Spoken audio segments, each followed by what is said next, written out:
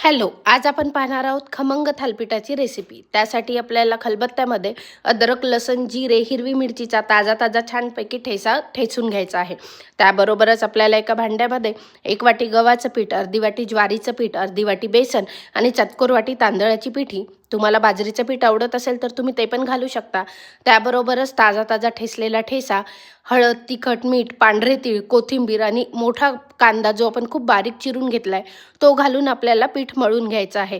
पीठ मळल्यानंतर आपल्याला ओल्या सुती कापडावर किंवा बटर पेपरवर छोटे छोटे असे थालीपीठ थापून घ्यायचे आहेत आणि ते तव्यावर तेल सोडत सोडत दोन्ही साईडने रुचकर आणि खरपूस असे भाजून घ्यायचे आहेत। हे थालीपीठ एकदम रुचकर आणि चविष्ट लागतात आणि थंडीमध्ये छान लोण्यासोबत किंवा तुपासोबत हे खाण्याची एक वेगळीच मजा आहे।